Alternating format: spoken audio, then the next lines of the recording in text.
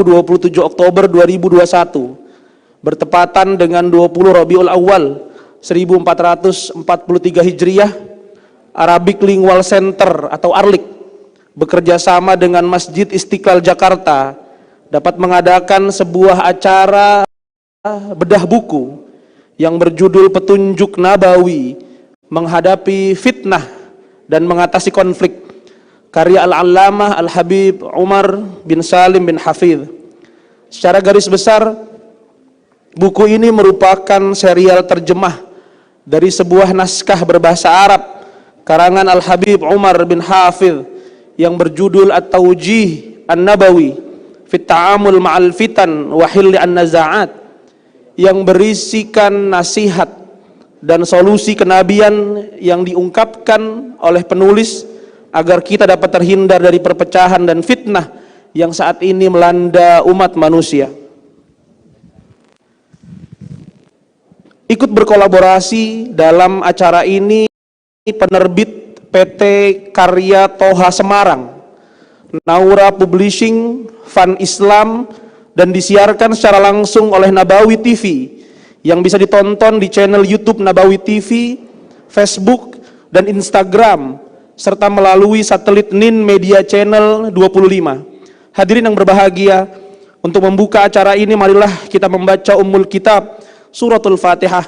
Semoga Allah membukakan karunia-Nya kepada kita semua untuk dapat memahami pesan-pesan Nabawi yang akan disampaikan dalam majlis ilmu ini. Biniyatul qabul wa qada'i kulli sul wa li ajli nafi wal intifa wa tadhkir wal mudzakarah wa ta'lim wa ta'allum li ajli mardatillahi ta'ala. Al-Fatihah.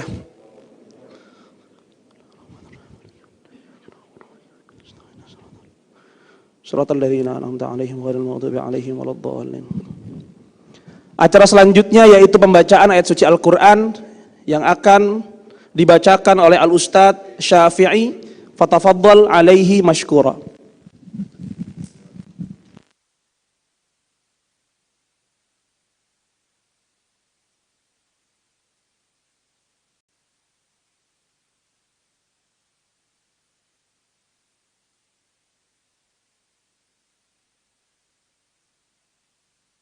Assalamualaikum warahmatullahi wabarakatuh.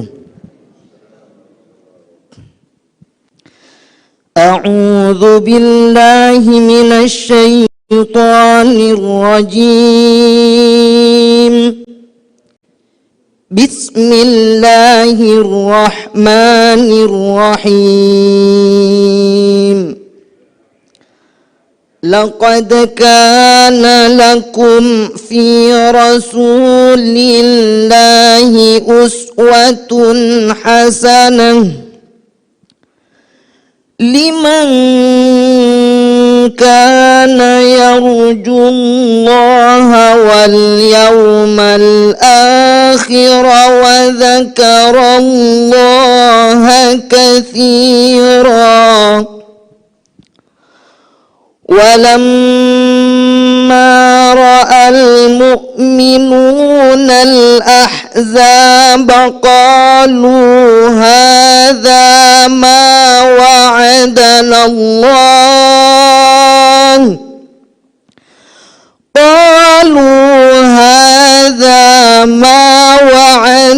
الله ورسوله وصدق الله ورسوله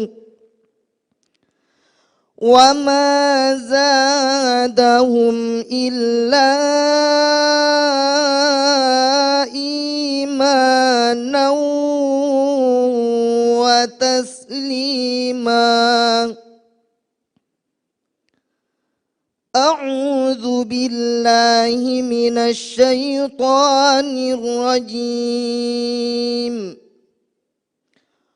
واعتصموا بحبل الله جميعا ولا تفرقوا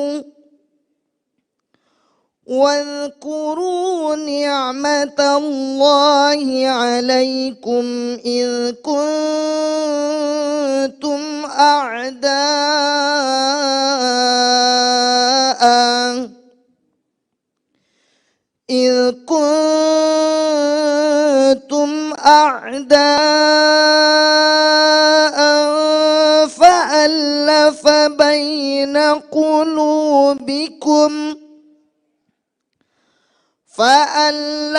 بين قلوبكم فأصبحتم بنعمته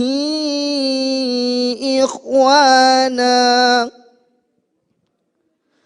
وكنتم على شفا حفرة من النار فأنقذكم منها كذلك يبين الله لكم آياته لعلكم تهتدون ولتكن منكم أمة يدعون إلى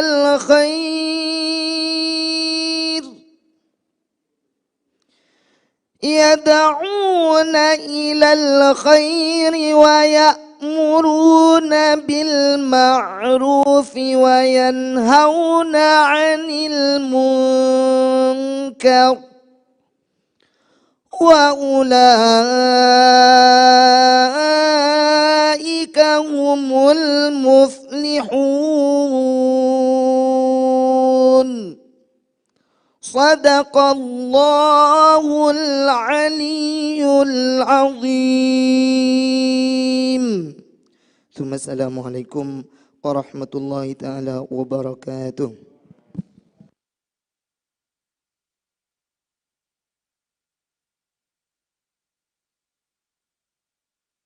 Sadaqallahul azim wa sadaqa rasuluhul karim wa nahnu ala dzalika minasyahidin wa syakirin. Berlanjut kepada acara selanjutnya yaitu acara inti, yaitu sesi diskusi dan penyampaian materi pada siang hari ini yang insya Allah akan dipandu langsung oleh moderator kita Al-Mukarram Dr. Andi Hadianto MA. Dr. Andi Hadianto MA merupakan dosen Universitas Negeri Jakarta yang juga tercatat sebagai Sekretaris Umum Asosiasi Dosen Pendidikan Agama Islam, anggota MUI Pusat dan juga Dewan Pembina Al-Ghonna Institute Jakarta. Dan kita memberitahukan kepada para peserta sekalian yang hadir di majelis ini agar tetap terus menjaga protokol kesehatan, baik mengenakan masker ataupun menjaga jarak sebagai usaha dan ikhtiar kita dalam mencegah COVID-19. Lalu kemudian acara ini selain juga ditayangkan langsung oleh Nabawi TV di channel YouTube Nabawi TV, juga disiarkan secara langsung di channel YouTube Masjid Istiqlal TV. Masjid Istiqlal TV. Baik hadirin sekalian, kepada seluruh narasumber dan khususnya beliau Dr. Andi Hadianto, waktu dan tempat kami persilahkan.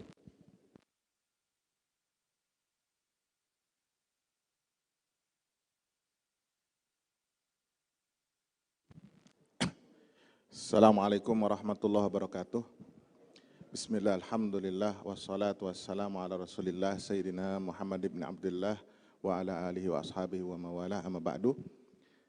Hadirin yang dimuliakan Allah, pada siang hari ini kita akan membahas sebuah tema yang begitu penting, terutama di tahun 2019 sampai dengan tahun 2021 ini, apalagi seiring dengan makin berkembangnya teknologi, maka saat ini kita sudah masuk ke dalam sebuah zaman yang mungkin bisa kita katakan ini zaman fitnah atau zaman Al-Masih Ad-Dajjal.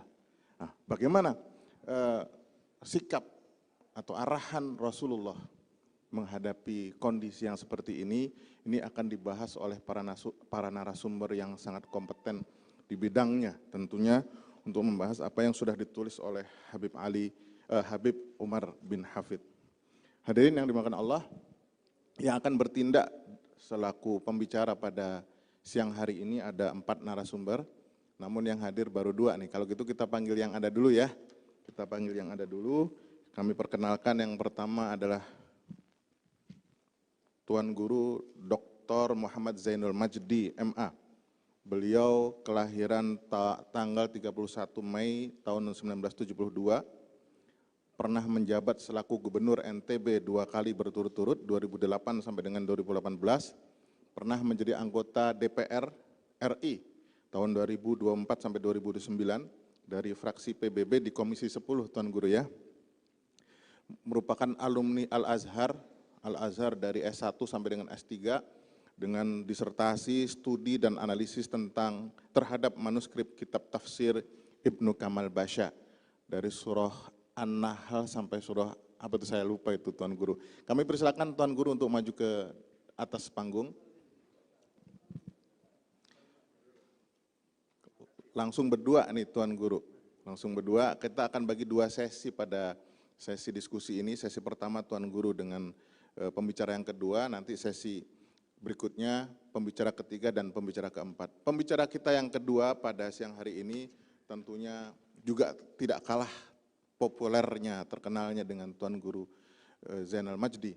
Beliau adalah Habib Jindan bin Novel bin Salim bin Jindan yang lahir pada tanggal 21 Desember 1977. Beliau seorang da'iyah, seorang ulama dan pemimpin Yayasan Al-Fakhriyah, alumni Madrasah Jamiatul Khair, kemudian melanjutkan studinya di Tarim, Darul Mustafa, pernah belajar juga di beberapa habaib di Jakarta, misalnya di Madrasah Thaqafah Al-Islamiyah. Beliau menulis beberapa karya, di antaranya kitab Ta'liqat Risalatil Jami'ah, kemudian kitab Katakan Inilah Jalanku, dan syair-syair nasihat. Kepada Habib Jindan kami mohon naik ke atas panggung. Mungkin pada sesi yang pertama kita akan membahas bagaimana urgensi tulisan Habib Umar ini di era saat ini, Bib, atau Tuan Guru. Iya, minal yamin. Khalas, minal Habib Jindan awalan. Urgensi terkait dengan tulisan Habib Umar ini, Bib. Mengapa perlu Habib Umar menulis dan menyampaikan hal-hal yang terkait dengan fitnah, bagaimana Taujih Nabawi ini kemudian harus disampaikan di era yang kita kenal saat ini sebagai era fitnah. Tafadhal, Bib.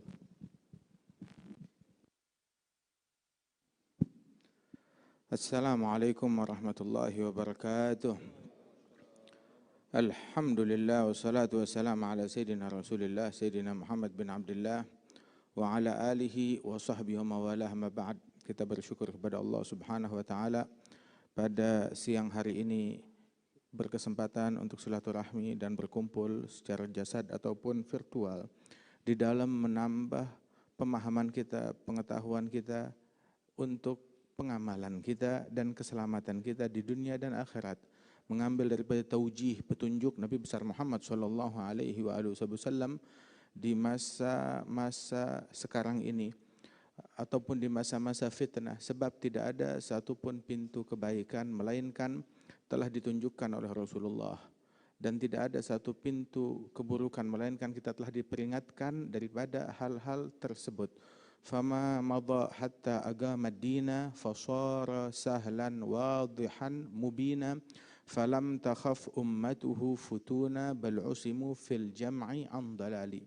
Tidaklah berlalu Rasulullah hingga menegakkan, mendirikan agama ini dengan setegak-tegaknya, sejelas-jelasnya.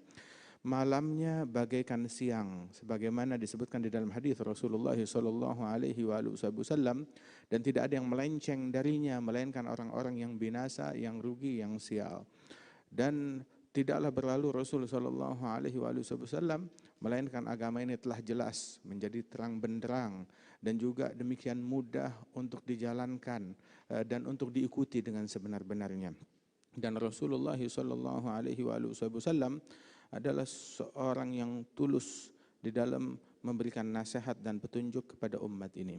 Dan juga sebelumnya pun kita juga mengucapkan terima kasih yang sebesar-besarnya kepada para pelaksana acara yang agung ini, dan juga terutama kepada yang ketempatan para DKM pengurus Masjid Istiqlal, dan juga Profesor Nazaruddin Umar yang telah demikian aktif di dalam menyambut baik daripada acara yang semacam ini, dan juga para ikhwanina dan para sahabat-sahabat kami, para da'i, para asatidzah, ada Tuan Guru Bajang di sini, dan juga Dr. Andi dan semua yang hadir di sini, dan juga dari Toha Putra juga, barakallahu fikum, jazakumullah khair.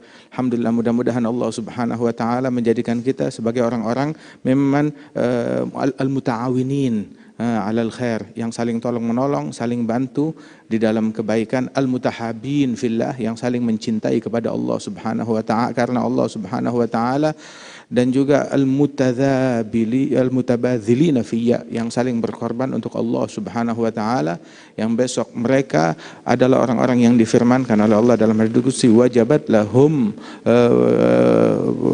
mahabbati, mereka pasti mendapat kecintaan dari Allah Subhanahu wa taala.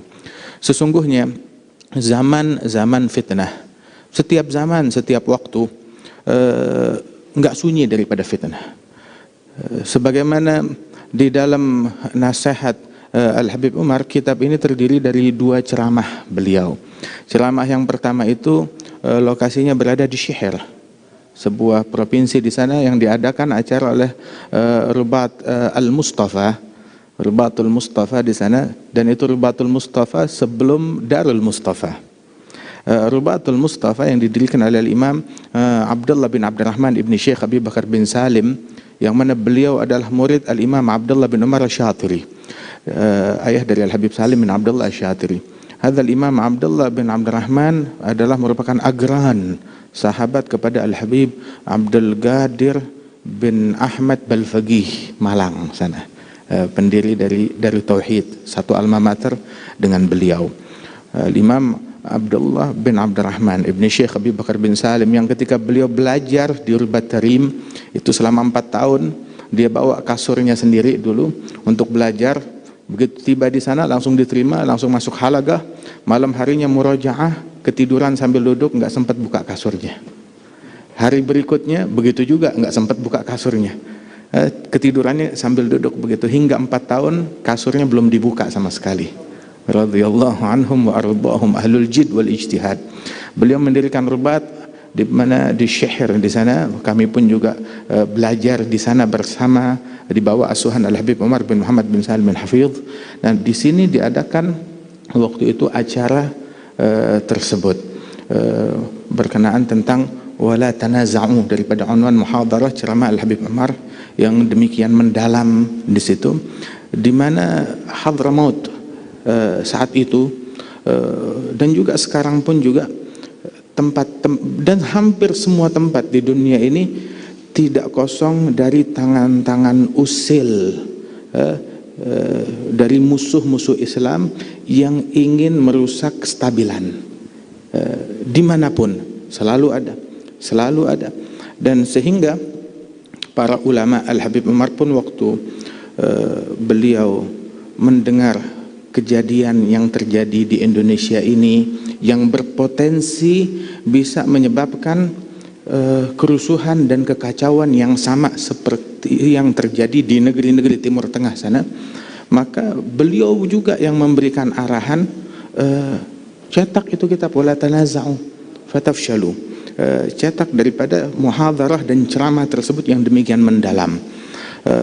Kemudian juga di dalam kitab yang semacam ini pun juga disampaikan oleh beberapa sahabat-sahabat kita, termasuk Syekh Usama Al-Azhari, ada kitabnya apa, Al-Qaulul Mubin atau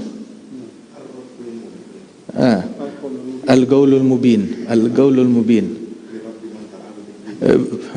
fi raddi man tala'aba bid-din. Al-Qaulul Mubin menjawab, mengkonter orang-orang yang bukan pembela agama, mempermainkan agama, menjual agama, mengatasnamakan agama. Sehingga di dalam ceramah wala tanaza'u tersebut, Al-Habib Umar juga menyebutkan beberapa ahadits dengan disebutkan masadirnya, disebutkan riwayatnya di dalam ceramah dan nasihat beliau itu.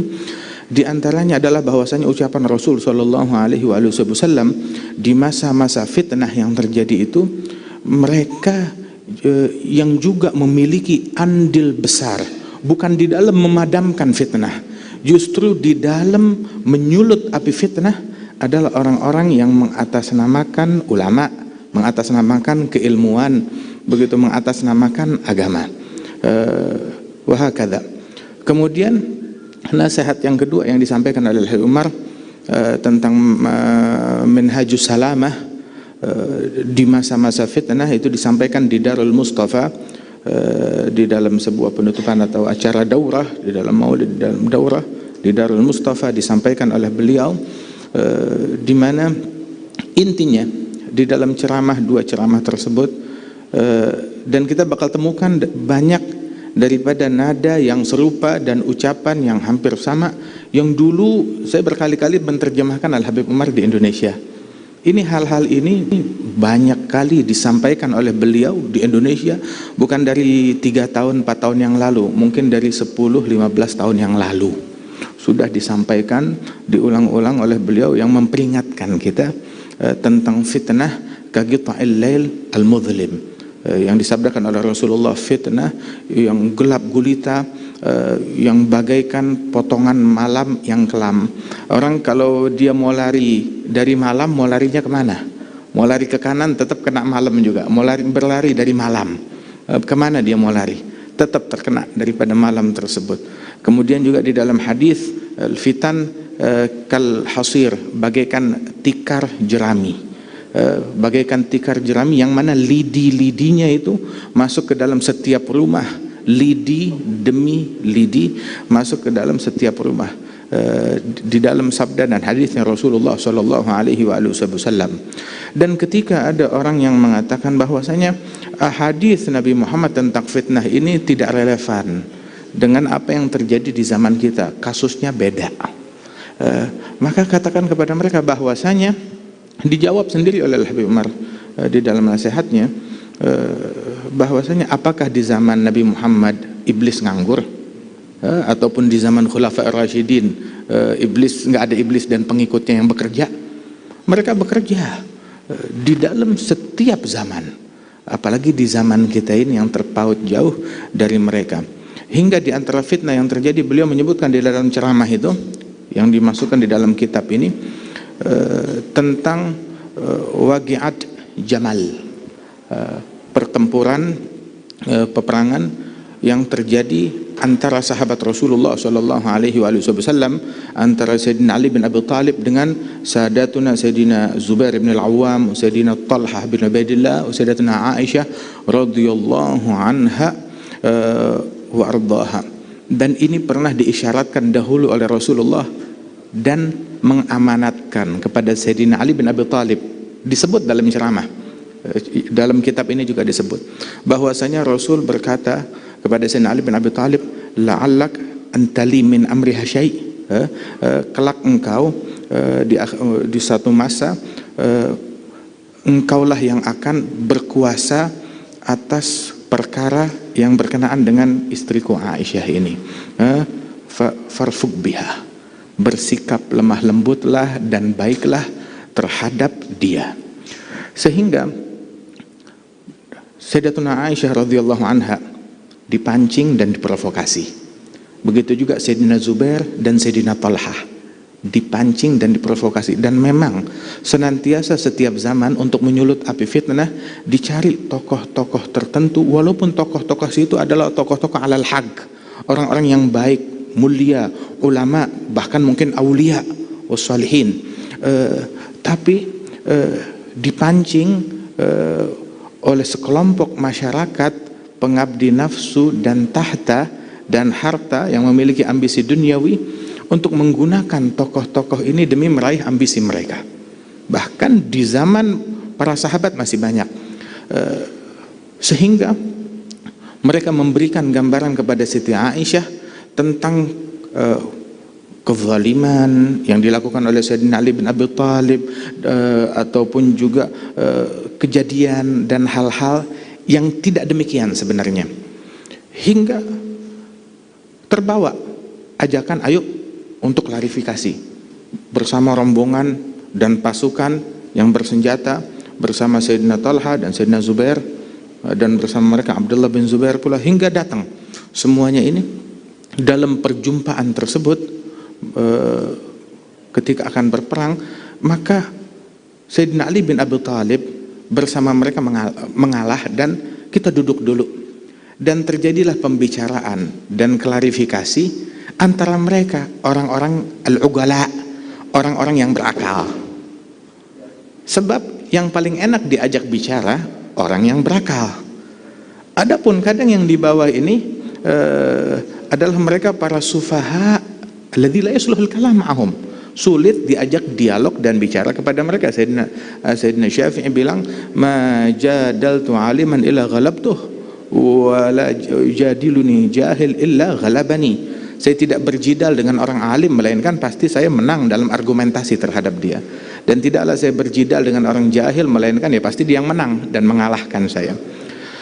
Maka duduk Sayyidina Ali bersama Sayyidina Talha wa Zubair wa Sayyidatuna Aisyah. Ketika duduk, masalah mencair saat itu juga, selesai saat itu juga, dan mereka sepakat untuk damai, untuk pulang, tidak ada peperangan, dan memang tidak ada niat untuk berperang. Mereka cuma untuk berjaga-jaga saja. Rupanya di dalam barisannya pasukan yang memprovokasi Zubair dan Talha, tidak ada satupun di antara mereka sahabat. Dalam kitab ini Umar menyebutkan, wala wahid sahabi minhum, tidak ada satupun dari mereka sahabat Rasulullah sallallahu alaihi wasallam. Mereka ngejual sahabat, tapi nggak ada satupun dari mereka sahabat. Mereka bilang, dedengkot orang yang memang ingin memprovokasi, ini mereka sekarang pimpinan kita memutuskan untuk damai. Kalau mereka damai, maka kita akan kebongkar kedoknya kita, dan kepala kita akan ditebas. Jadi bagaimana?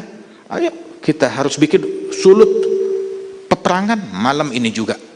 Mereka tidur di malam hari, tiba-tiba terjadi peperangan. Begitu yang disulut oleh provokator, aktor di belakang kedua belah pihak ini, yang menyulut dari pasukan ini dan pasukan itu. Sehingga Sayyidina Ali ketika mendengar peperangan, kekacauan terjadi, apa yang terjadi? Zubair dan Talha, pasukannya mereka memerang, bilang, lah Zubair dan Talha nggak mungkin berkhianat setelah kesepakatan kita. Sayyidina Zubair dan Talha juga mendengar kekacauan, peperangan terjadi. Apa yang terjadi? Ali menyerbu, pasukannya Ali menyerbu kita, bilang Ali nggak mungkin berkhianat. Hingga terjadi pertempuran yang sulit untuk diraih. Sudah rusuh, udah chaos di sana, di lapangan, sulit untuk dilerai. Sayyidina Ali berkata kepada Sayyidina Hasan bin Ali, bilang, laita abuk mat qabl hadza bi 20 sana, andaikan ayahmu mati sebelum kejadian ini, 20 tahun sebelum kejadian ini lebih baik daripada saya harus menyaksikan kejadian ini, kata Sayyidina Ali bin Abi Thalib. Hingga beliau mewanti-wanti terhadap Ummul Mukminin, hati-hati, jaga Siti Aisyah, jangan sampai terluka. Sebab kenapa? Saya memikul amanat dari Rasulullah untuk menjaga Siti Aisyah. Diberitakan aman, selamat, dilindungi oleh pasukannya Sayyidina Ali bin Abi Thalib, Siti Aisyah. Kemudian juga dicari mana Zubair, mana Talha, dan menghilang dalam pertempuran tersebut. Hingga diberitakan ada satu orang dari provokator tersebut datang, ya Amirul Mukminin, ya Ali bin Abi Thalib, saya berikan kabar gembira. Kenapa? Bigatli Zubair, sayalah yang membunuh Zubair. Zubair berhasil saya bunuh. Maka Sayyidina bilang, tagtul wali tubashirni bigatul wali min awliyaillah. Kamu memberikan kabar gembira kepada saya tentang kamu membunuh seorang wali.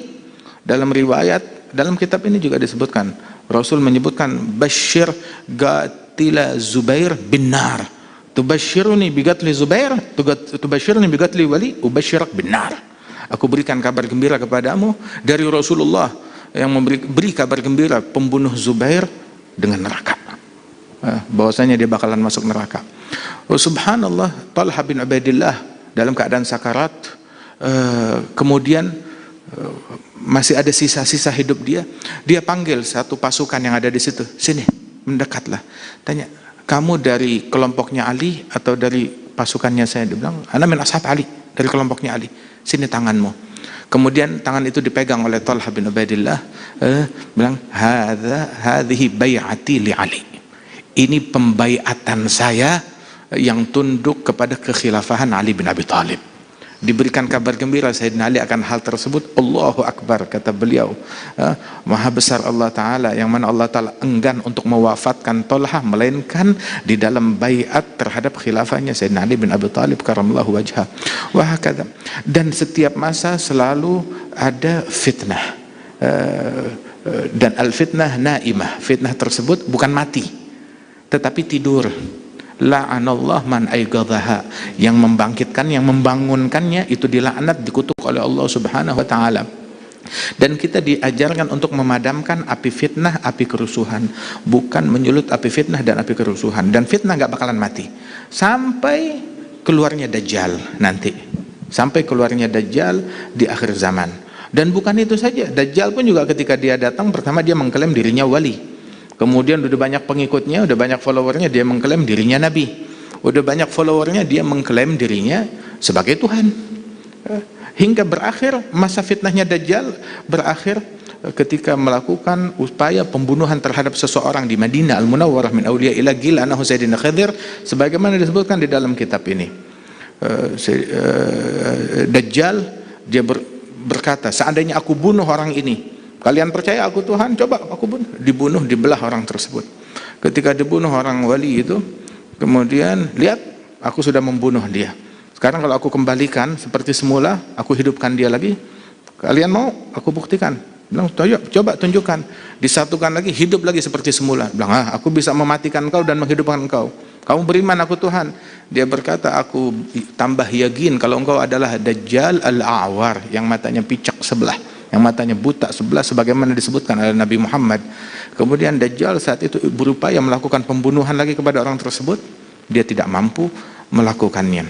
Dan itulah akhir daripada Dajjal hingga dia kabur dan dibunuh oleh Sayyidina Isa ibn Maryam di Syam sana, begitu. Kemudian juga Sayyidina Isa sholat subuh di belakang Sayyidina Mahdi di Masjidil Aqsa. Kata. Tapi fitnah nggak habis sampai di situ. Datang lagi fitnah zamannya Ya'juj wa Ma'juj. Begitu wahakadha terus ila akhir zaman. Tugasnya kita memadamkan fitnah dan jangan turut andil di dalam fitnah tersebut. Bahkan orang yang mengklaim jihad di masa-masa tersebut, Rasulullah bilang sebagaimana disebutkan di dalam kitab ini, bahwasanya di masa-masa tersebut, alaika bi khawaisati nafsik, alaika bi amrin khas, wa da'anka amral amah. Sibuk dengan diri kita sendiri, dengan hal-hal yang khusus dengan lingkupnya kita, dan tinggalkanlah perkara umum. Ntar orang mau bilang, wah ini untuk agama, atau ini untuk rakyat, ini untuk masyarakat umum, atau ini ihtimam bi amril muslimin. Ini semuanya dari zaman dulu menjadi bahan dagangan untuk tujuannya mencuri, menyalahgunakan kecintaan umat Islam terhadap agama mereka dari sejak zaman dahulu.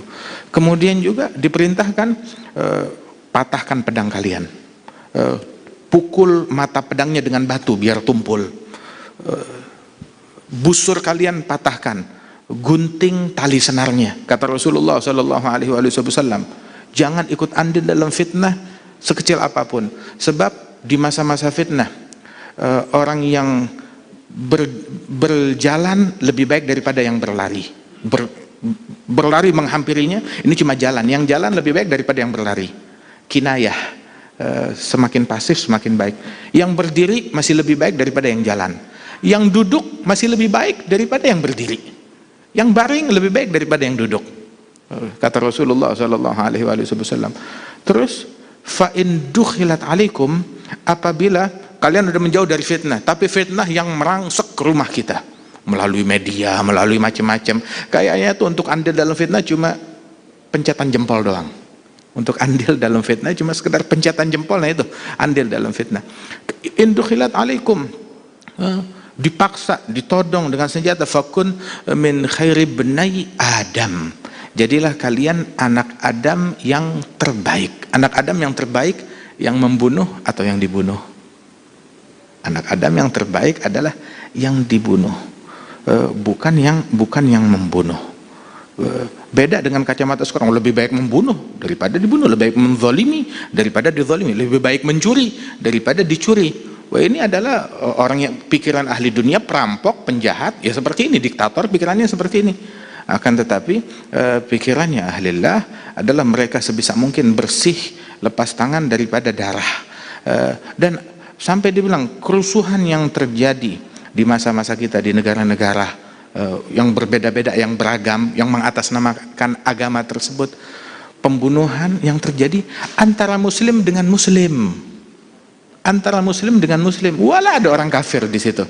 Seandainya yang diperangi orang kafir zimmi, orang kafir yang dilindungi dalam negara, lakana naqdul uhud, dalam kitab disebutkan itu adalah sebuah pengkhianatan terhadap kesepakatan. Seandainya kafir zimmi yang dibunuh, sebab dalam hadis Nabi bilang man qatala zimmiyan lam yarah raihatal jannah, yang membunuh kafir zimmi nggak bakal mencium aroma surga, kata Rasulullah SAW. Tapi masalahnya yang terjadi pembunuhan sesama muslim. Bom diledakkan di masjid kemarin, berapa hari yang lalu. Dan bukan cuma itu saja, terjadi berkali-kali sebelumnya. Di Indonesia juga pernah terjadi, begitu orang lagi Jumatan di Cirebon apa di mana, diledakkan bom. Dan yang meledakkan bilang takbir. Dia bilang Allahu Akbar. Apa betul membunuh sesama muslim terus mengagungkan Allah? Begitu, dusta. Dia mengagungkan setan, cuma dikasih label tag name Allah. Dia bukan mengagungkan Allah. Kalau dia mengagungkan Allah, nggak bakal menghunuskan senjatanya terhadap sesama muslim. Itu sama seperti orang buang air besar sambil takbiran, penista takbir, menistakan takbir, menistakan Islam. Nah, makanya buku ini memberikan pencerahan kepada kita agar kita jangan mudah terpancing, terprovokasi dengan yang mengatasnamakan apapun. Ntar ada yang bakal mengatasnamakan membela Nabi, ntar ada yang mengatasnamakan membela Islam, ntar ada yang mengatasnamakan membela syariat, ntar ada yang mengatasnamakan membela sunnah, ntar ada yang mengatasnamakan membela ulama, ntar ada yang mengatasnamakan membela jihad, ntar yang mengatasnamakan membela persatuan atau membela kesatuan. Dengan beragam, bermacam-macam daripada hal tersebut, kita jangan mudah terpancing, tetapi timbang dan pandang segala sesuatu dengan apa yang diajarkan oleh Rasulullah SAW. Terima kasih, sangat mencerahkan. Beliau menggunakan perspektif Al-Madrasah Al-Abawiyah. Saya tuh teringat tulisannya Habib Abu Bakar Al-Adani Al-Masyhur yang berjudul Kasrus Saif itu, ya.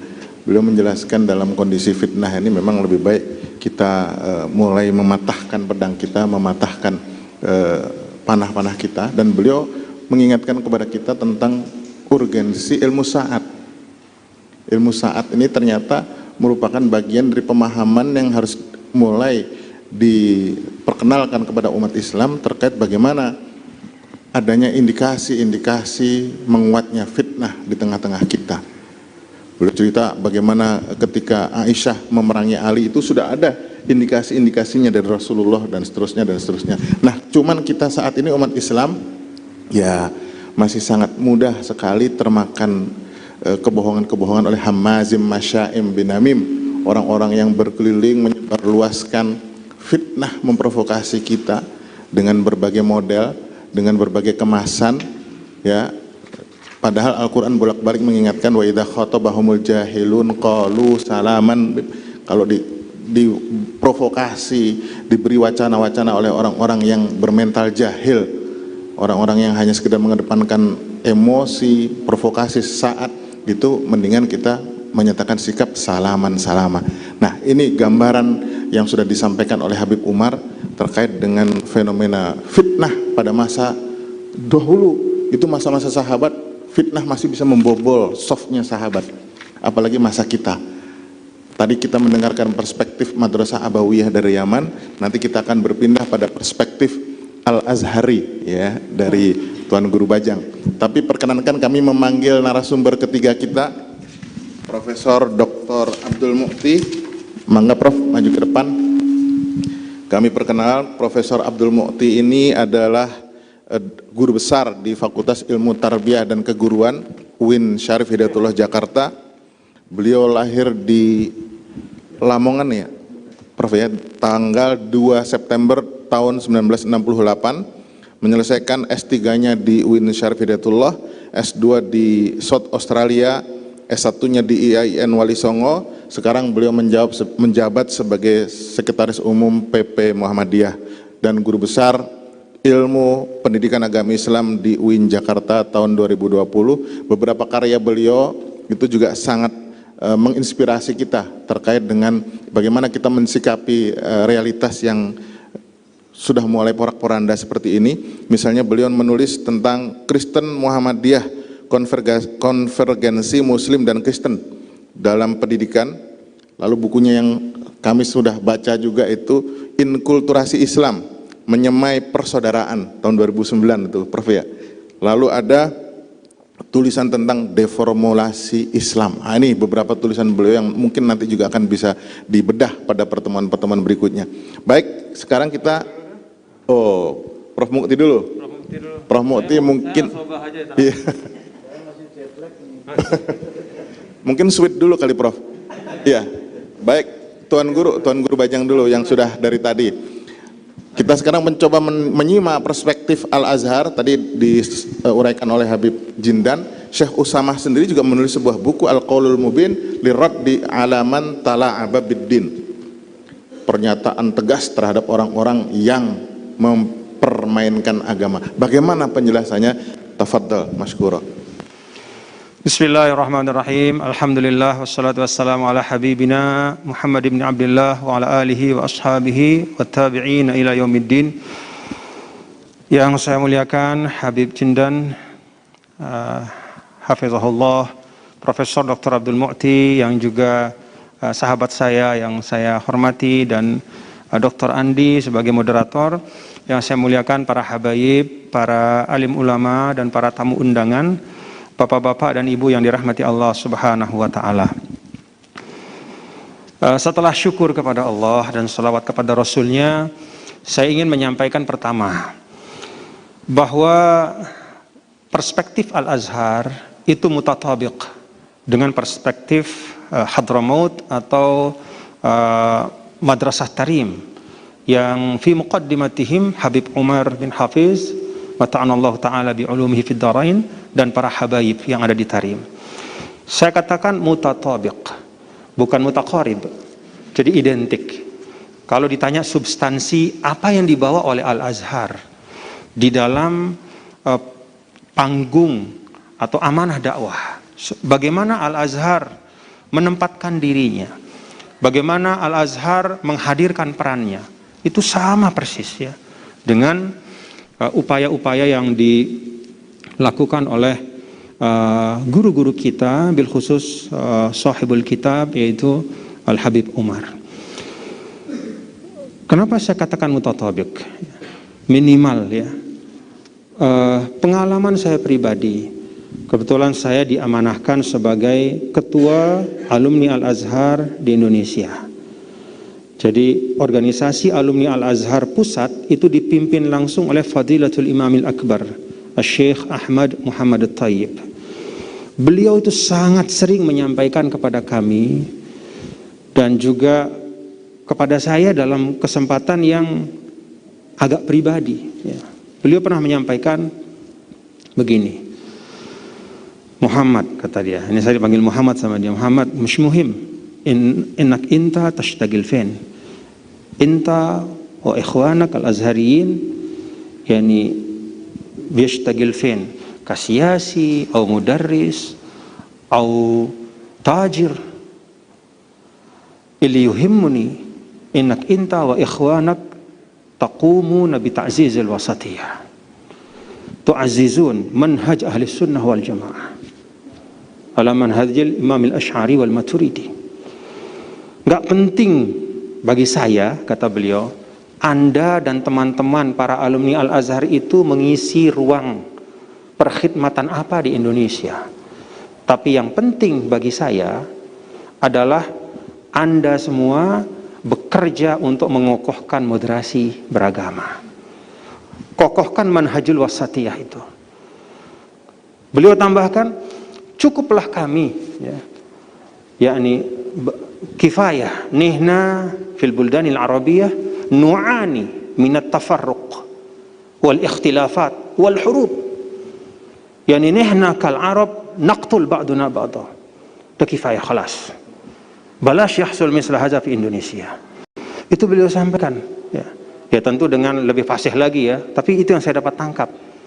Seperti itu yang saya dengar. Itu waktu itu di Solo, saya ingat betul. Cukup kami di negara-negara Arab ini mengalami perpecahan, bahkan perang tak berkesudahan. Nggak boleh itu terjadi di Indonesia. Itu yang sering sekali beliau sampaikan. Yang kedua yang beliau sampaikan adalah fathu babil khiwar. Fathu babil khiwar. Selalu membuka diri. Dan ini juga sebenarnya yang dicontohkan oleh Habib Umar. Tidak ada sensitivitas apapun bagi beliau untuk datang ke tempat beliau dibutuhkan. Nggak pilih-pilih tempat beliau. Di mana ada kebutuhan dakwah, beliau datangi. Jadi ketika di Indonesia dilihat bahwa ini adalah rumah umat Islam yang sangat besar, yang padanya diletakkan harapan untuk Islam yang kalau bahasa Prof. Abdul Mu'ti berkemajuan, mutahaddir, maka beliau datang kemari dan berulang-ulang. Emangnya beliau nggak sibuk di Yaman? Sangat sibuk. Tapi itulah syafaqah. Itulah yang namanya ihtimam itu. Ya. Malam yahtam itu di situ. Jadi ihtimam itu seperti kata Habib Jindan, bukan dengan meneriakkan, klaim bahwa saya yang paling peduli dengan umat. Lalu kemudian seluruh gerakan itu bermuara pada fasad, bermuara pada safkud dima. Bukan itu. Habib Umar mencontohkan. Jadi beliau selalu terbuka. Kita lihat madrasah Abawiyah ya, yang di Yaman kan sangat terbuka ya. Tanpa kehilangan asolah, jati diri ya, tapi menerima semua yang ingin datang untuk mendapatkan kebaikan, menikmati cahaya Islam. Dan itu yang juga sering disampaikan oleh Grand Sheikh, sehingga tidak segan ketika situasi sudah genting, terasa bahwa fitnah itu luar biasa, beliau menerima undangan dari pimpinan Katolik itu ya, gereja Paus Fransiskus itu di Vatikan. Beliau terima, lalu beliau membuat wathiqah ukhuwah insaniyah sebagai penanda bahwa kita umat Islam itu memang tidak pernah khawatir berhadapan dengan siapapun, karena yang kita bawa itu hidayah, yang kita bawa itu kebaikan, yang kita hendak bagi itu salam. Sama persis seperti Habib Umar. Jadi saya ingin sampaikan bahwa manhaj ya, atau tariqah azhariyah itu mutatabiqah ma'at tariqat al-hadramiyah al-yamaniyah ya. Dan kilahuma ya, kilahuma katakanlah mengambil istiqa ya, mengambil atau apa itu, seperti mengambil air di sumur itu, menimba dari sumber yang sama ya, masyrab wahid. Jadi itu yang pertama yang ingin saya sampaikan. Yang kedua, judul menjelaskan tentang isi. Jadi di sini menghadapi fitnah dan konflik ini ternyata dari dua bahan utama. Yang pertama itu adalah bahan atau tulisan yang ditajukkan oleh beliau dengan wala tanaza'u fatafshalu wa tadhhaba rihukum. Kalau kita membuka tafsir, ini ayat ke-46 dari suratul Anfal. Dan ayat ini ya, itu bisa menggambarkan ya, dan istilah relevansinya Al-Quran setiap ruang dan waktu. Ketika Habib Umar menyuarakan wala tanaza'u di mimbar hari ini, mengambil dari ayat 46, seakan-akan ayat ini turun buat kita. Wa ati'ullaha wa rasulahu wa la tanaza'u fatafshalu wa tadhhaba rihukum wasbiru innallaha ma'as sabirin. Taat kepada Allah dan Rasulnya, jangan tanazu', berselisih. Beda pendapat nggak apa-apa, tapi berselisih, berkonflik. Fatafshalu, maka kalian semua akan gagal. Lebih dari itu, wa tadhhaba rihukum, marwahmu, kehormatanmu, kewibawaan kolektifmu sebagai umat Muhammad sallallahu alaihi wasallam itu akan hilang. angin kita bakal hilang. Maksudnya haibah, kehormatan.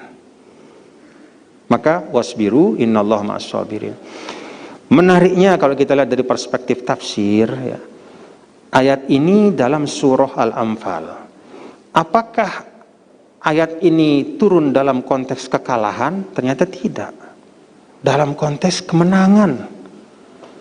Jadi peringatan, ya, untuk tidak terpecah, tidak konflik, tidak bermusuhan, itu Allah turunkan pada saat jaya-jayanya umat Islam. Kan Al-Anfal itu kan nazalat ba'da waqa'ati Badr al-Kubra. Dia kan turunnya setelah perang Badar. Dan kita tahu perang Badar itu dikunci atau ditutup dengan suatu kemenangan, kejayaan yang luar biasa. Tapi ternyata yang Allah turunkan itu bukan puji-pujian, ya, bukan katakanlah memberikan suatu ungkapan penghargaan yang hebat kepada umat, enggak. Allah menurunkan setelah kemenangan itu peringatan, ya, peringatan. Jadi untuk tidak berkonflik yang menyebabkan kita gagal dalam mewujudkan tujuan perjuangan, dan juga menyebabkan kita kehilangan marwah kita sebagai umat. Nah, tapi ternyata ya rupanya kita, ya, ini untuk buat kita sih sebenarnya, bukan buat para sahabat ya. Cuman karena memang kan Al-Quran itu kan harus istilahnya ada munasabahnya supaya dia enak gitu ya. Maka orang-orangnya dulu sahabat, tapi sebenarnya ayat ini turunnya buat kita, ya. Dan ternyata terbuktilah pada Uhud. Ya, jadi tanazuknya itu terbukti pada Uhud. Apa faktor tanazuk? Ya tadi itu surah Al-Anfal itu yang disampaikan oleh Al-Habib Jindan, ya, bahwa ternyata seringkali, ya, ini juga menjadi PR bagi kita. Seringkali semua hal baik yang kita dengung-dengungkan, yang kita teriakkan, ya, yang kita takbirkan, Allahu Akbar kita, ya, kemudian ukhuwah Islamiyah kita yang sampai berbusa-busa kita omongin tuh. Begitu ada Al-Anfal, lewat itu semua. Al-Anfal itu kan rampasan perang, ya, benda-benda materi duniawi itu, ya pedang, ya perisai, ya uang, ya onta zaman dulu. Kalau sekarang mungkin jabatan politik, kekuasaan, uang, dan seterusnya, status sosial. Jadi hilang semua ukhuwah Islamiyah itu. Nah di sini menurut saya Al-Habib Umar mentajukkan bukunya kan wala tanaza'u untuk mengingatkan kita bahwa seruan-seruan kita itu harus kita jaga konsistensinya. Jangan kemudian begitu menerima satu batu uji hilang begitu saja.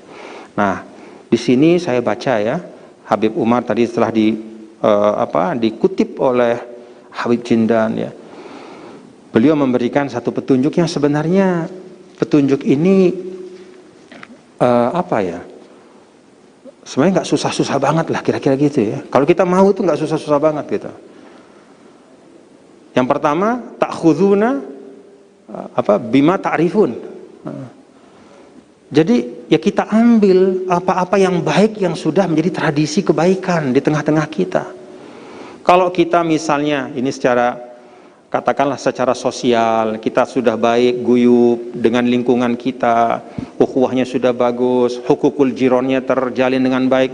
Jangan gara-gara beda pilihan politik putus hubungan. Ta'khuzuna bima ta'rifun. Jaga, pegang itu. Apa yang udah baik itu kita pegang. Perintah-perintah agama yang memang kita tahu dengan hati kita, hal-hal yang baik yang tumbuh berkembang di tengah kita, kita jaga. Watada'una ma tunkirun. Lalu yang kedua, ya kita tinggalkan hal-hal yang memang nggak sesuai dengan tuntunan Al-Quran, Rasulnya, dan juga para ulama.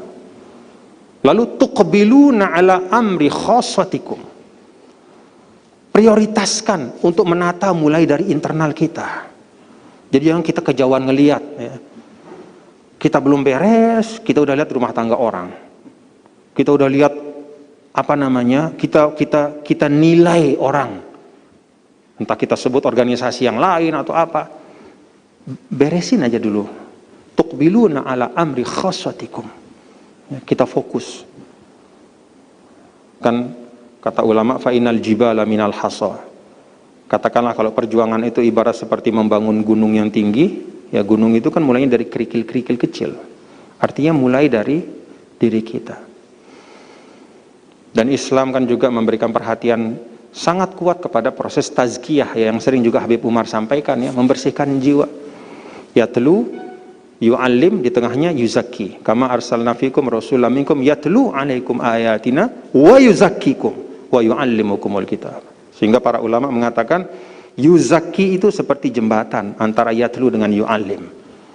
Sekadar membaca saja, membaca nih, yatlu, yu'allim, mengamalkan.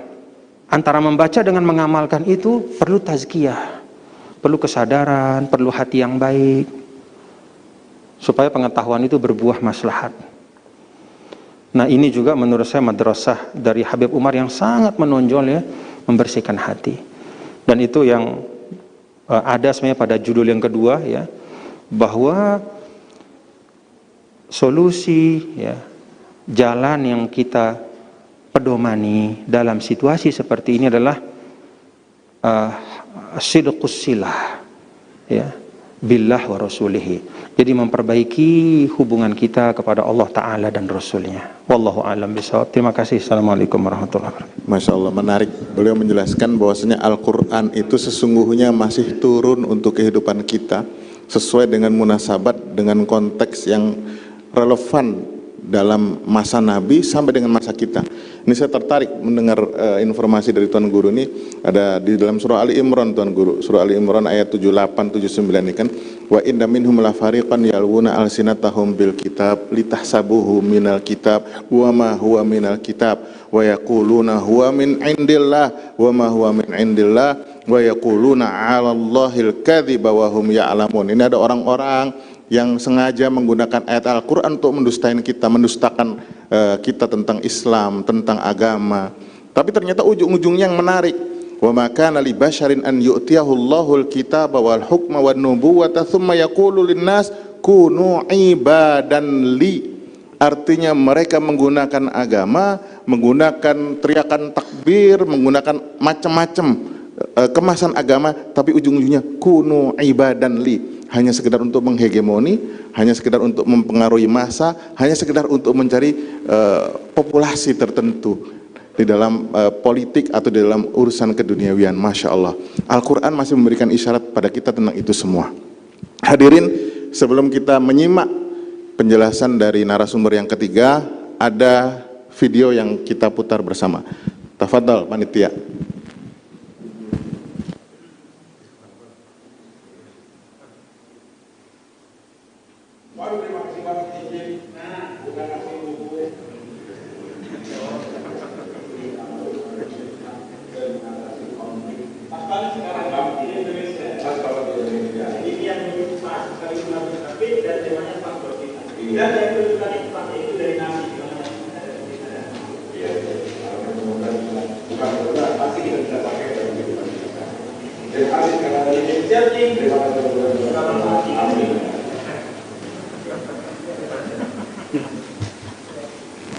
Masih ada lagi?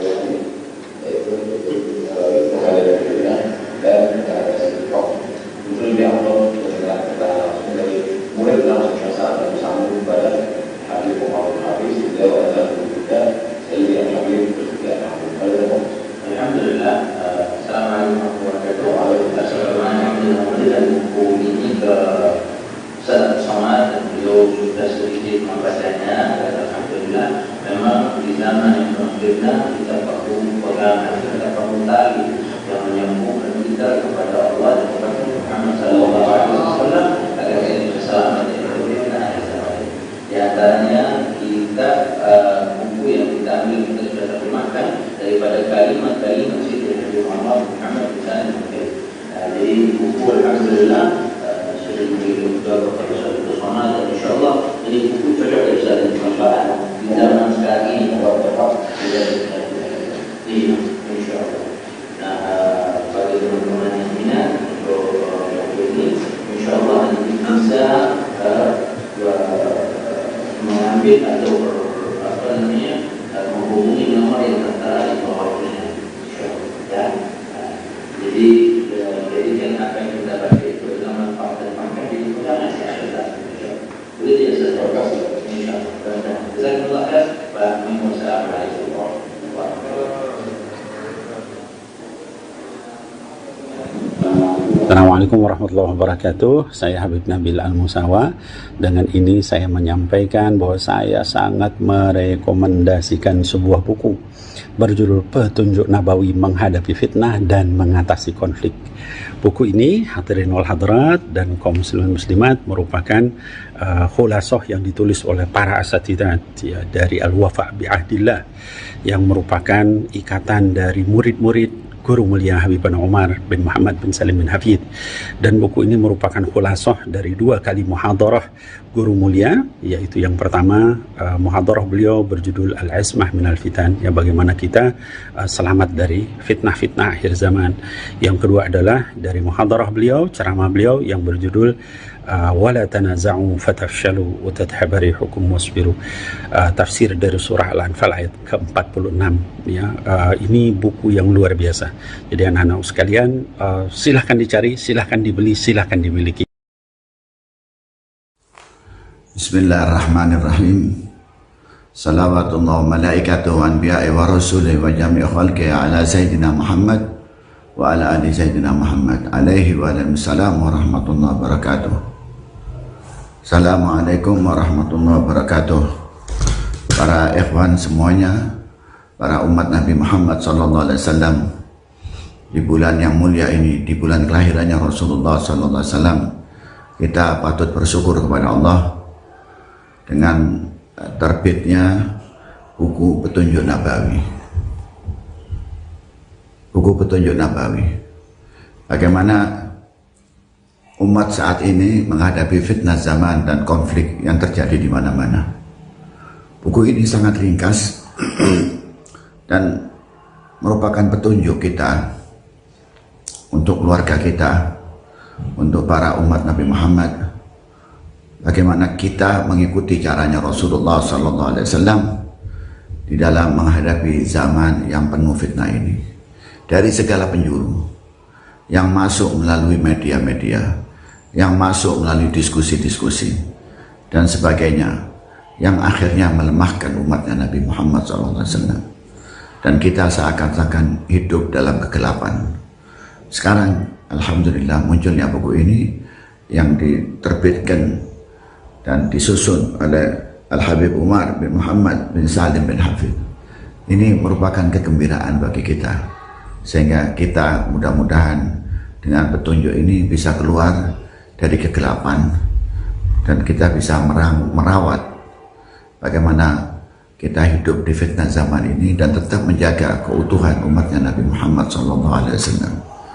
Sekali lagi, buku ini layak untuk jadikan pedoman buat kita semuanya, dan mudah-mudahan penerbitnya dan siapapun yang kontribusi di dalam penyebaran buku ini mendapatkan rahmat dan inayah dari Allah.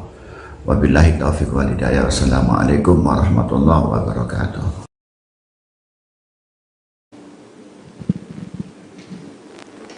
Sudah tidak ada ya? Ya, bagi teman-teman, para sahabat, para asatidzah, ini sudah saatnya kita rekomendasikan buku ini ke jamaah-jamaah kita, ke anggota keluarga kita, ke murid-murid kita, agar mereka membaca, waspada tentang bahaya fitnah dan paham tentang bagaimana mensikapi fitnah tersebut di zaman yang fitnahnya jauh lebih kompleks, jauh lebih lebih hebat dibandingkan mungkin konflik atau fitnah yang dihadapi oleh para salafus soleh. Sekarang kita masuk pada sesi yang kedua, kita akan menyimak penjelasan Profesor Abdul Mu'ti terkait bagaimana membelajarkan tentang fitnah dan strategi menyikapi fitnah tersebut melalui pendidikan, Prof. Baik pendidikan yang formal atau pendidikan yang informal, baik non formal juga.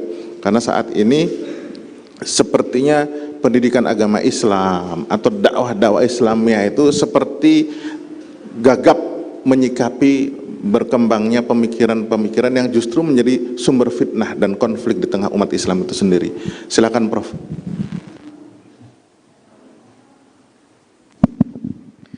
Assalamualaikum warahmatullahi wabarakatuh.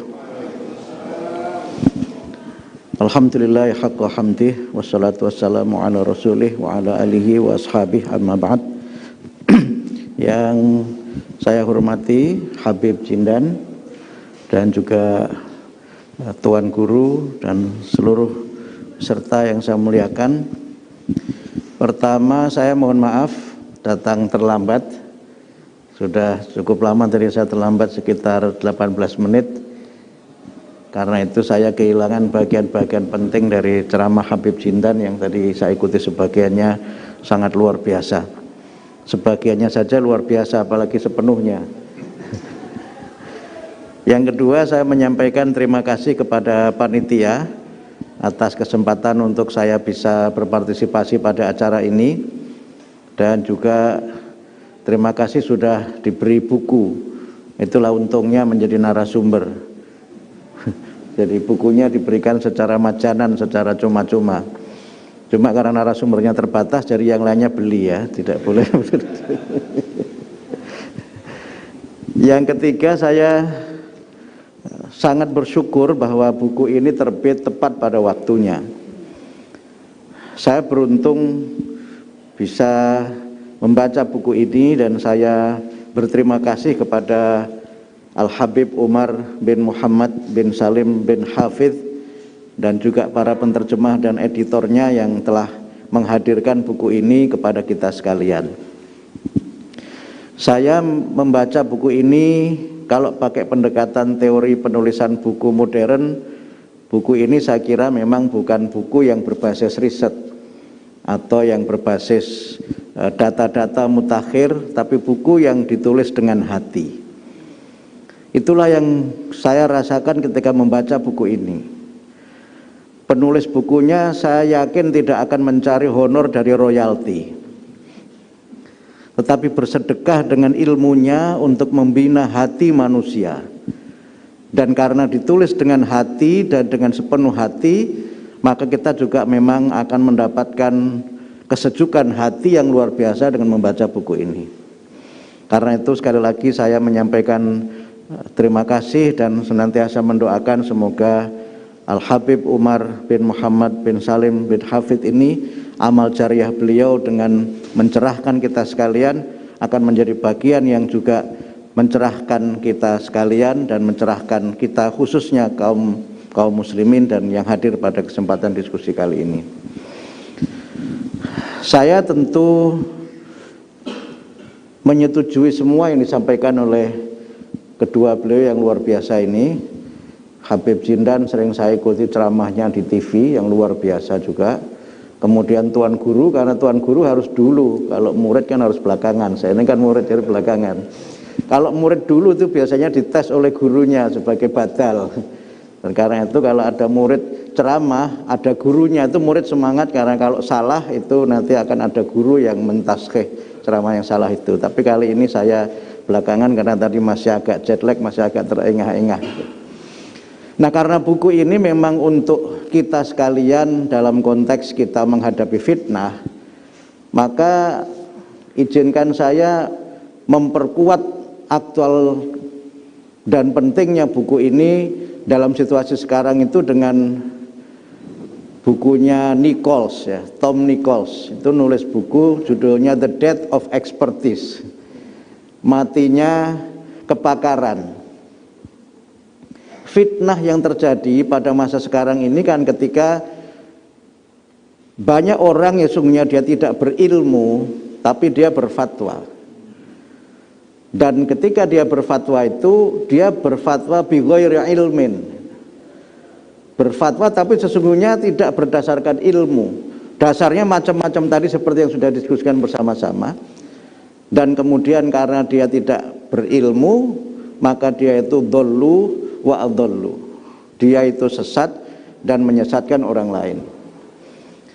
Nah, Nichols dalam The Death of Expertise itu menjelaskan secara ilmiah kebenaran dari hadis Nabi itu. Nichols tidak membaca hadis, tapi riset dia itu membuktikan betapa hadis Nabi itu adalah sunnah yang kemudian kebenarannya terbukti secara ilmiah. Dan kalau kita membaca Sahih Muslim, hadis yang saya singkat potong tadi itu kan disebutkan pada bagian tanda-tanda kiamat.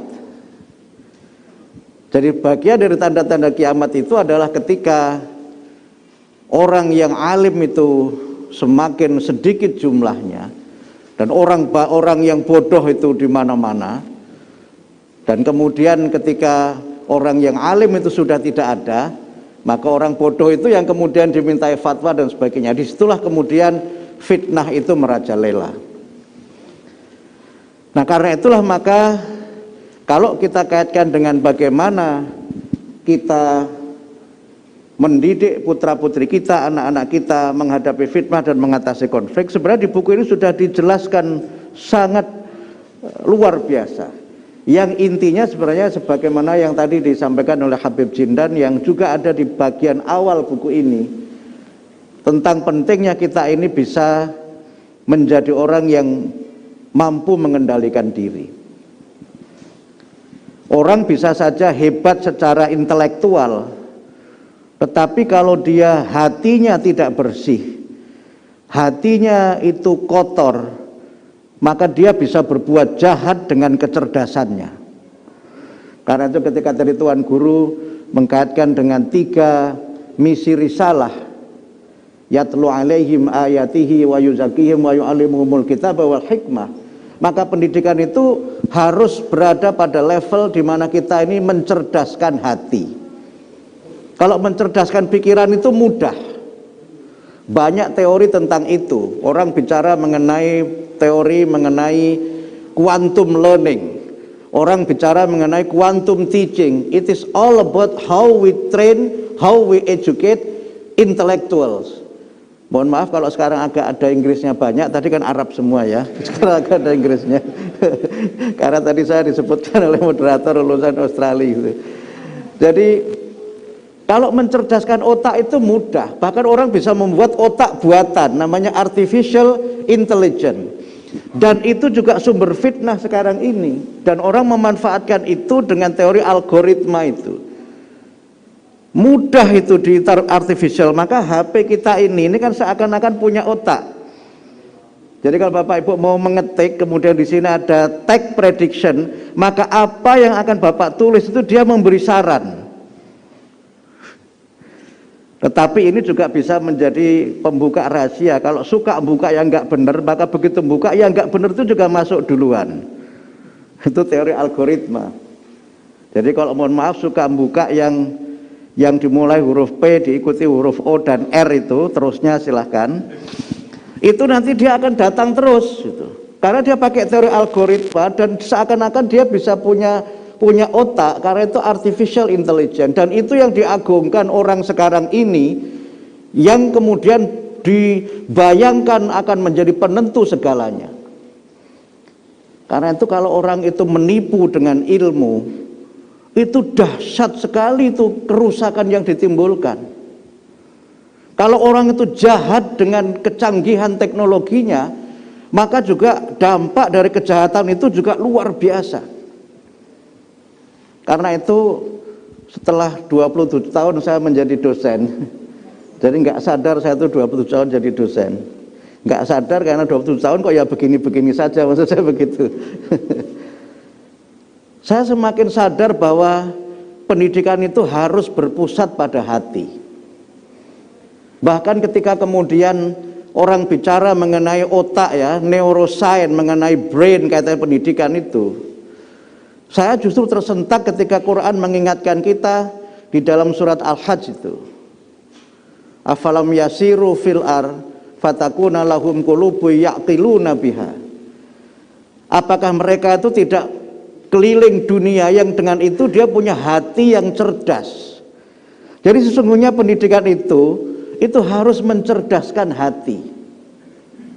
Karena kalau kecerdasan pikiran, orang bisa merancang macam-macam, tapi nanti kecerdasan seperti robot. Robot itu kan nggak ada perasaannya.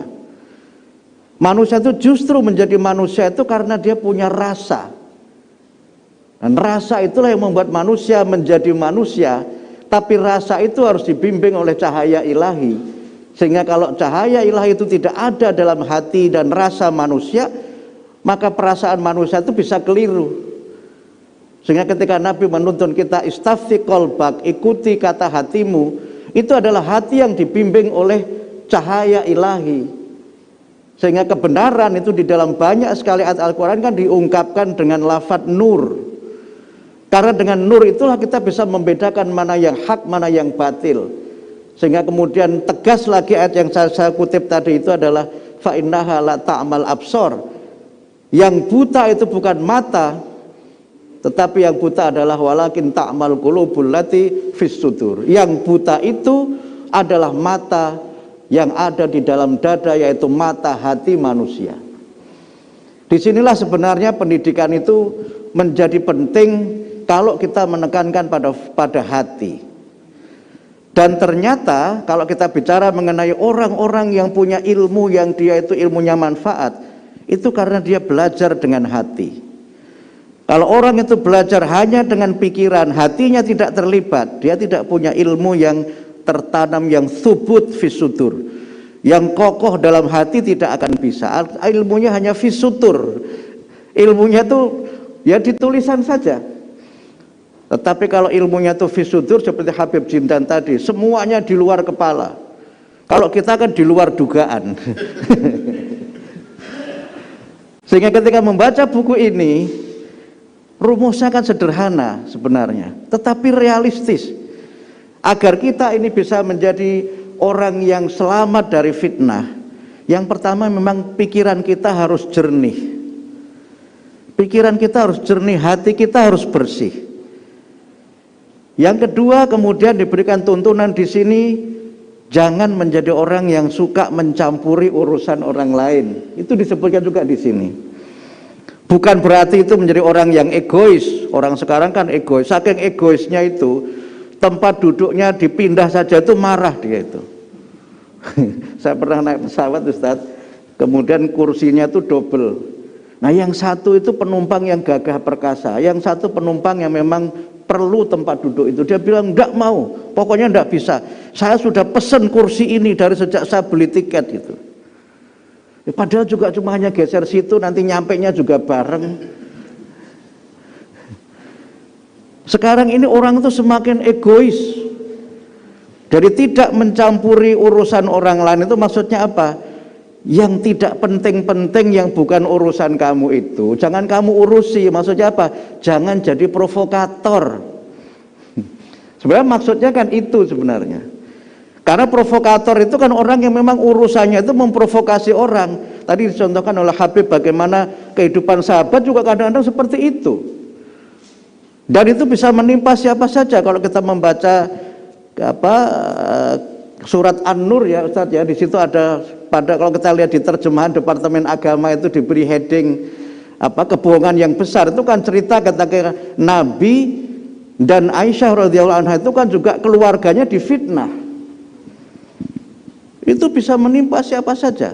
Karena itu kemudian yang ketiga yang juga diajarkan Quran, diajarkan buku ini, pendidikan itu harus mengajari putra-putri kita untuk menjadi orang yang bijak di dalam mengambil keputusan.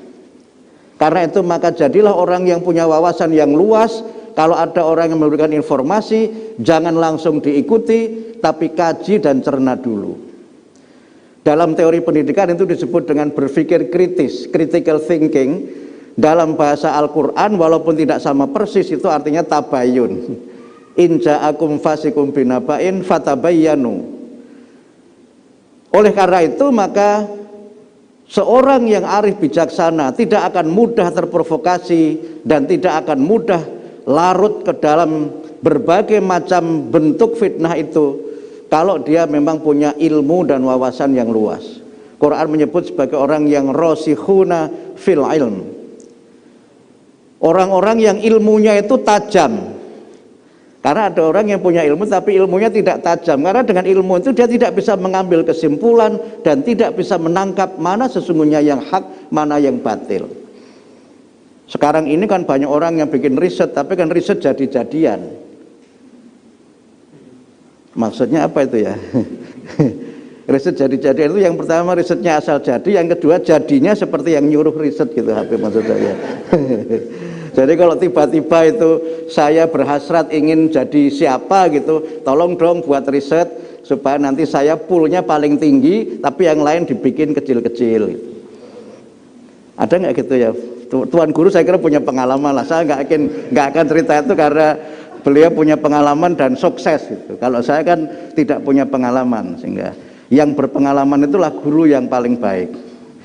Tapi sekarang banyak orang tidak punya pengalaman, seakan-akan punya pengalaman, itu juga sumber fitnah. Di sini juga disebutkan di situ. Sehingga karena itu apa? Kalau kita itu ingin supaya selamat dari fitnah harus punya azam yang kuat dan jangan mudah goyah oleh godaan sesaat. Di sini diceritakan ketika Nabi pernah diajak kongsi dengan orang kafir. Karena apa? Beliau dalam posisi yang tidak cukup kuat pada waktu itu. Kamu mau macam-macam orang itu kan? Tapi kan beliau punya azam yang kuat bahwa yang benar itu benar, walaupun mungkin dengan konsekuensi itu beliau akan kalah.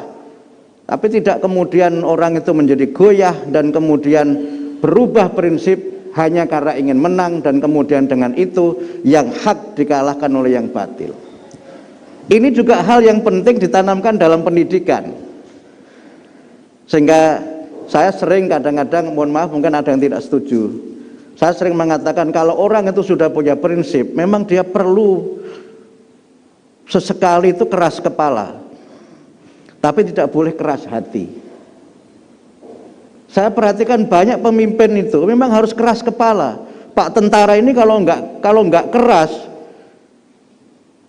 bisa dinego macam-macam. Karena itu saya perhatikan pemimpin itu sebagian memang harus keras kepala, tapi tidak boleh keras hati. Kalau keras hati, dia bisa bengis. Dia bisa lebih kejam dari binatang.